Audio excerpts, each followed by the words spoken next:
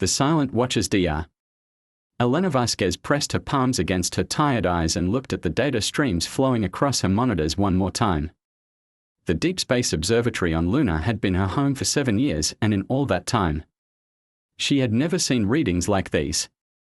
Massive energy signatures were cascading from the Andromeda sector, patterns that suggested entire star systems were being systematically destroyed. "Computer, run analysis on energy pattern Delta 7 again," she commanded, her voice echoing in the quiet control room.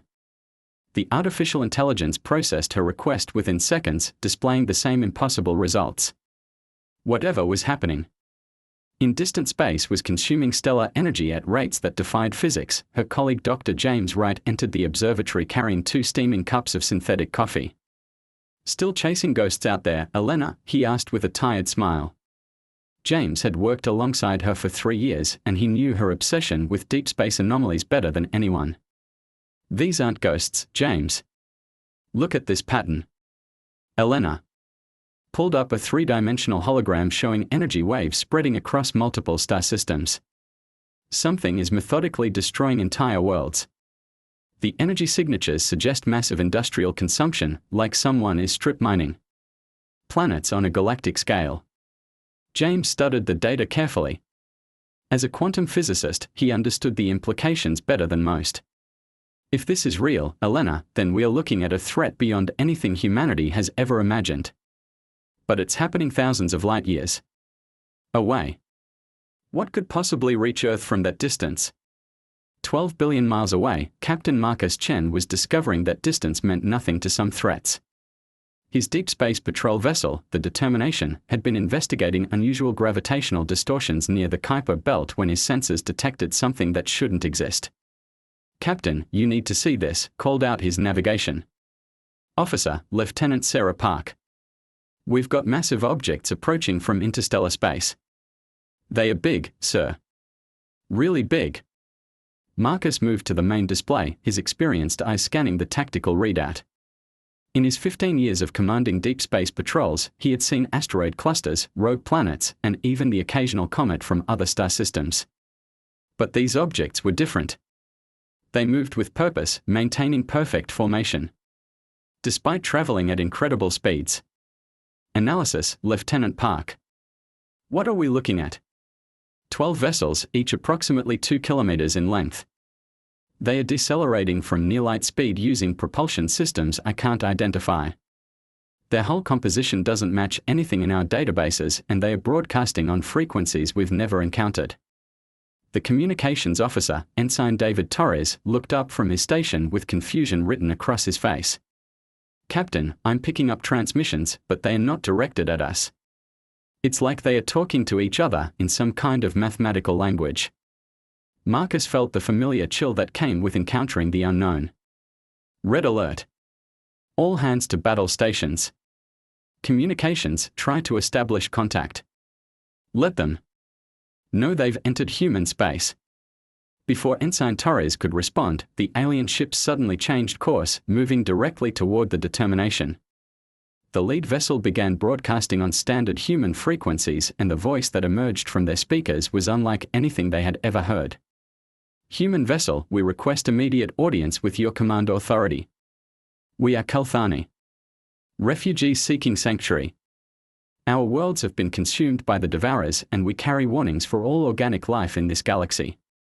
The main screen flickered, and suddenly Marcus was looking at his first alien. The creature was humanoid but taller and more graceful than any human. Its skin had a silver blue tint, and its large eyes held an expression of desperate hope mixed with ancient sadness. "I am Commander Zarakel of the Kalthani Remnant Fleet. Captain, your species is in grave danger.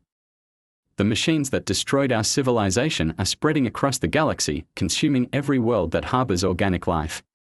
They have been following our refugee fleet for months, and I fear they will soon discover your system." Marcus tried to process what he was hearing. Alien refugees fleeing from some kind of machine threat, seeking shelter in human space. This was far beyond his authority level. "Commander Zarakel, I need to contact my superiors on Earth. Can your fleet maintain position while we establish communication with our government?" The alien commander's expression grew more urgent. Captain, time is something we no longer possess in abundance. The Devourers do not negotiate, they do not show mercy, and they do not stop until every organic molecule in a system has been processed into raw materials. Your people must understand the threat they face. On Earth, President Isabella Rodriguez was having the worst day of her political career. The Global Economic Summit was in chaos, 3 separate climate emergencies required immediate attention, and now her chief of staff was telling her about alien refugees appearing in the outer solar system.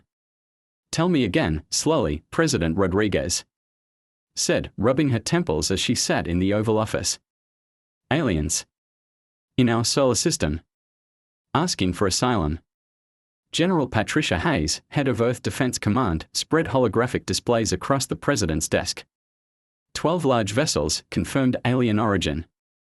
They claim to be refugees from something they call the Devourers.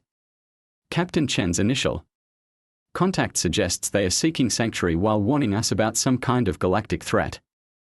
Secretary of State Michael Adams leaned forward in his chair. "Madam President, we have protocols for first contact scenarios, but nothing about refugee situations. These beings could be telling the truth, or this could be an invasion disguised as a humanitarian crisis." The president studied the images of the Kelthani ships. They were beautiful in their alien design, flowing curves that seemed to grow organically, rather than being constructed. But beauty could hide danger, and Earth had enough problems without adding galactic refugees to the list. "What's our military assessment, General Hayes?" "Their technology is clearly advanced beyond ours, but they haven't made any aggressive moves. They are maintaining position beyond Neptune's orbit and seem genuinely interested in communication, rather than conquest. However, Madam President, if their story about these Devourers is true, we might be facing a threat that makes every human conflict look like a playground dispute." Dr. Elena Vasquez watched the emergency session of the United Nations Security Council from her observatory, feeling increasingly frustrated. The energy signatures she had been tracking for weeks were clearly connected to these Kelthani refugees, but the politicians were too focused on Earth's immediate problems to understand the bigger picture. "We cannot simply allow millions of alien refugees into our solar system," argued the Chinese representative. "Earth's resources are already strained supporting our own colonies. We have no infrastructure for supporting alien populations." The Russian delegate nodded in agreement. "And what guarantee do we have that these Devourers they warn about even exist? This could be an elaborate deception to gain access to our system." Elena activated her communication link to Earth Command. "General Hayes, this is Dr. Vasquez at Lunar Observatory. I need to report that the energy signatures I've been tracking match perfectly with the Kelthani descriptions of Devourer activity. Whatever destroyed their worlds is real, and it's been systematically consuming stellar energy across multiple sectors."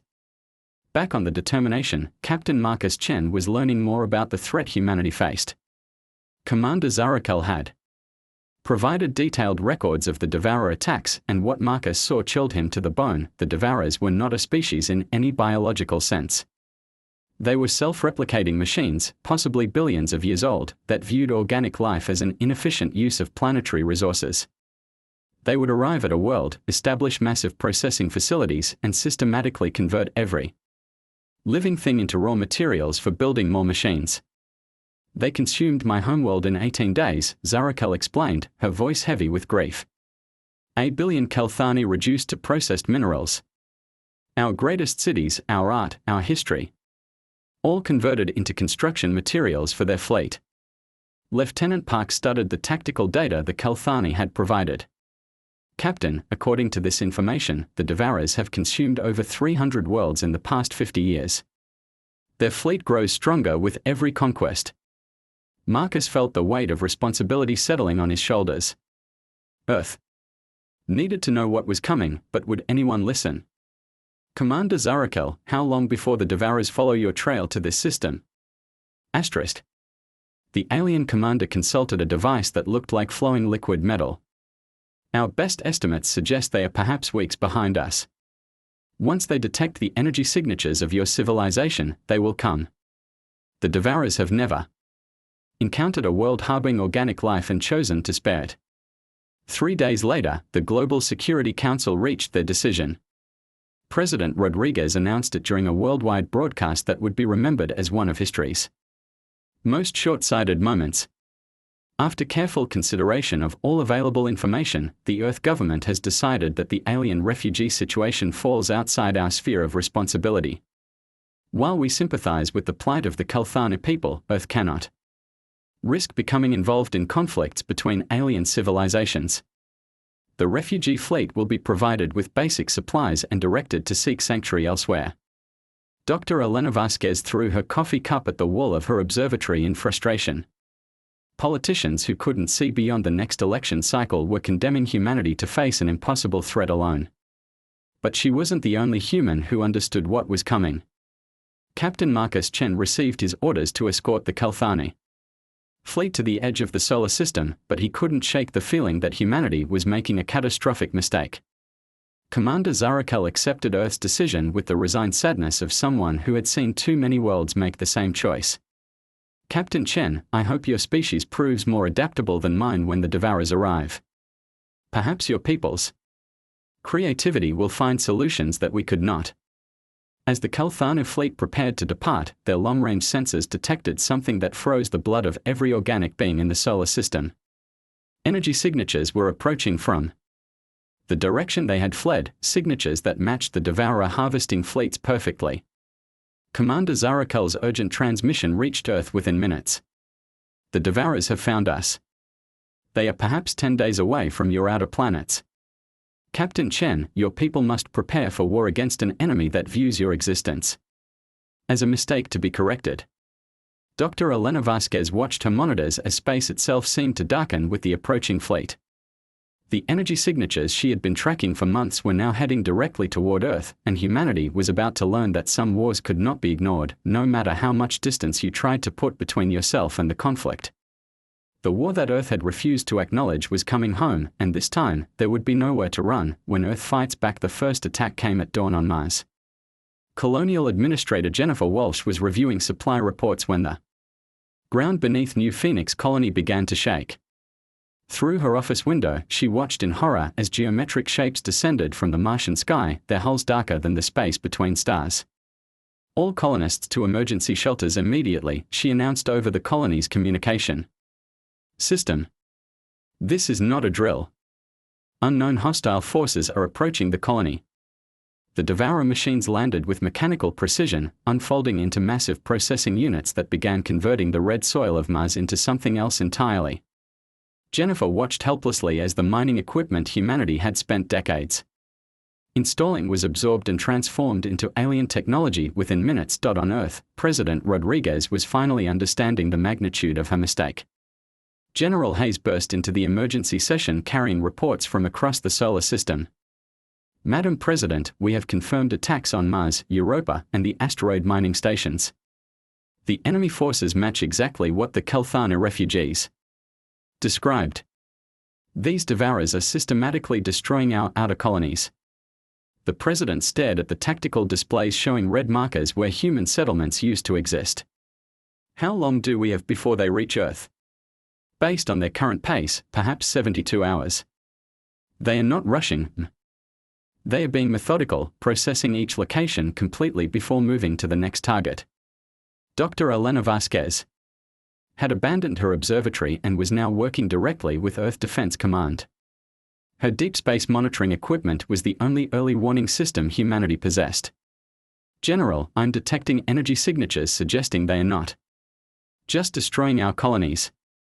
They are learning from them, adapting their technology based on what they find. Captain Marcus Chen had disobeyed his orders to escort the Kelthani fleet away from the solar system.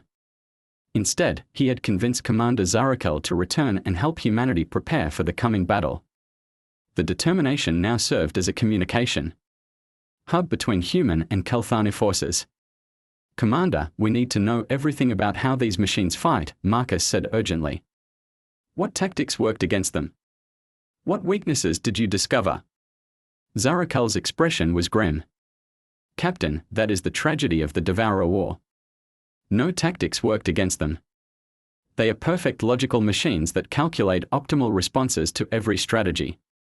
They have fought hundreds of species across the galaxy, and each victory taught them how to defeat similar enemies more efficiently.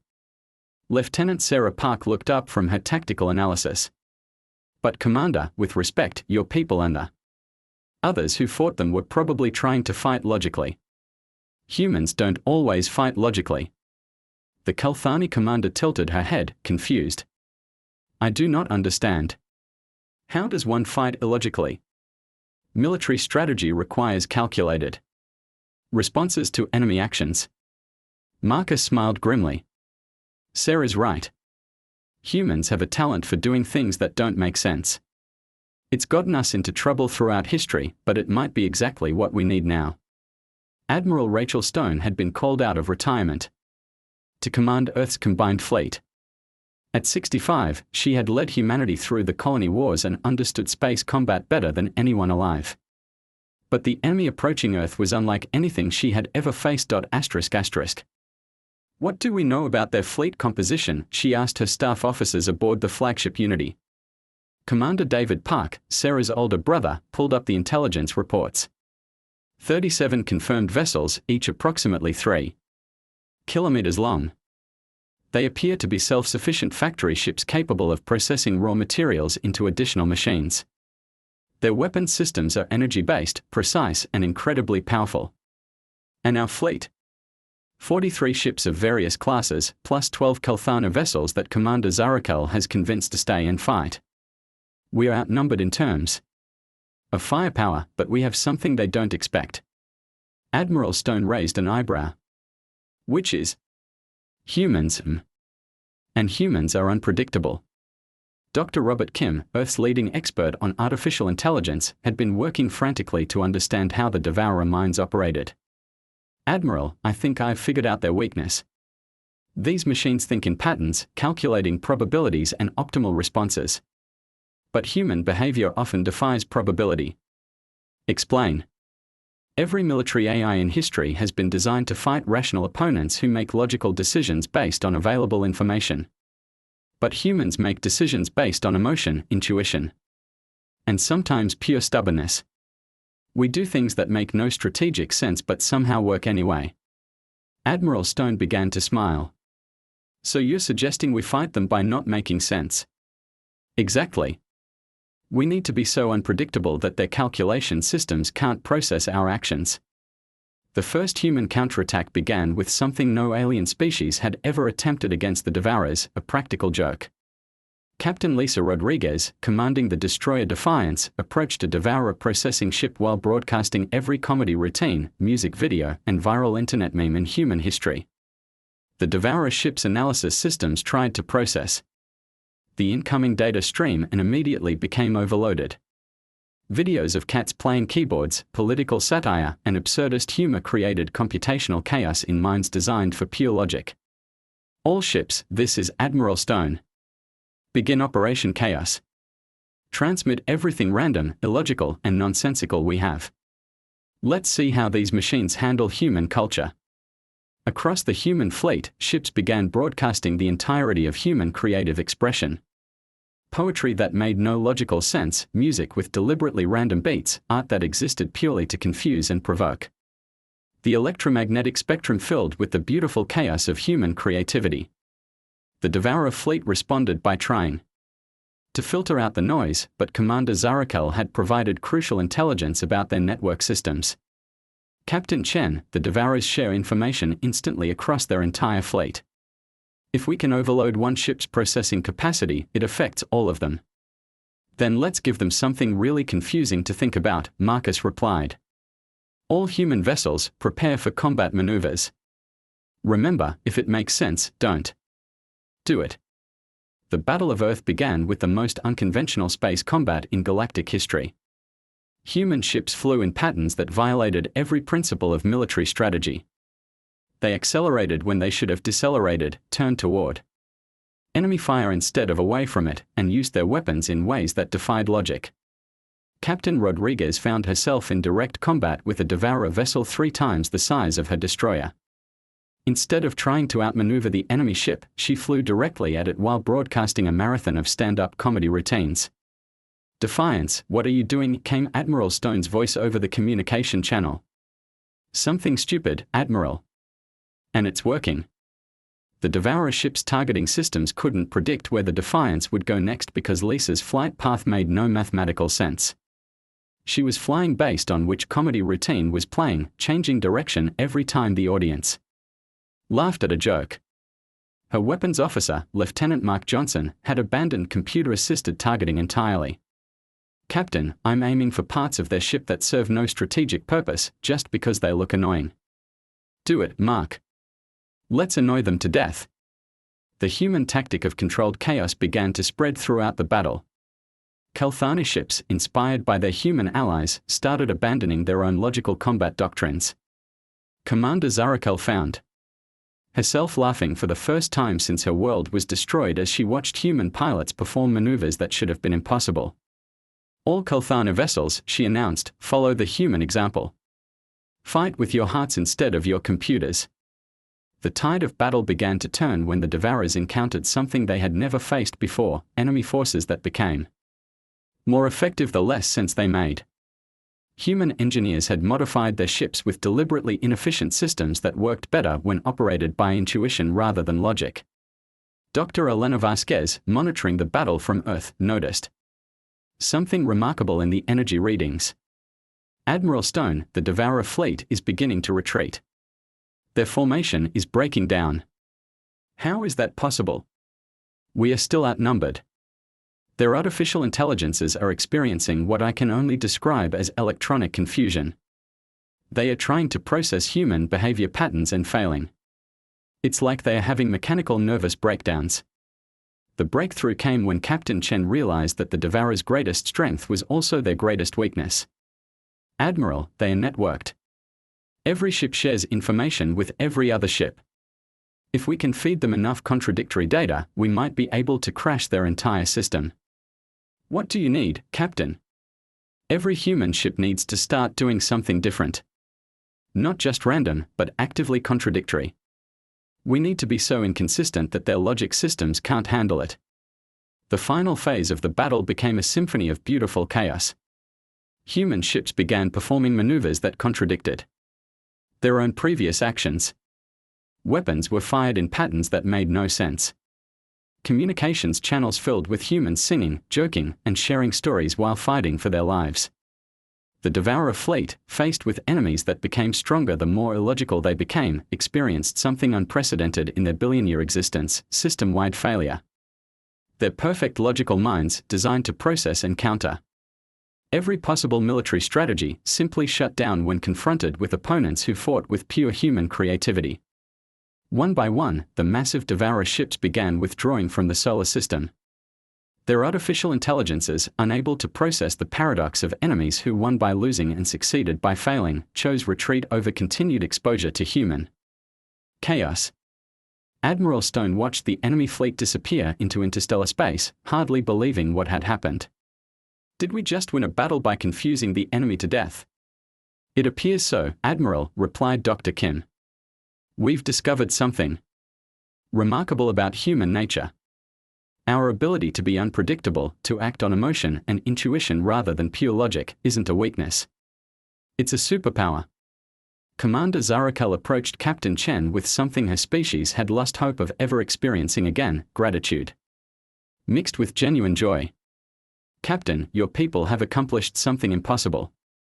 You have defeated the Devourers not through superior technology or military strength, but through the power of being beautifully, chaotically human."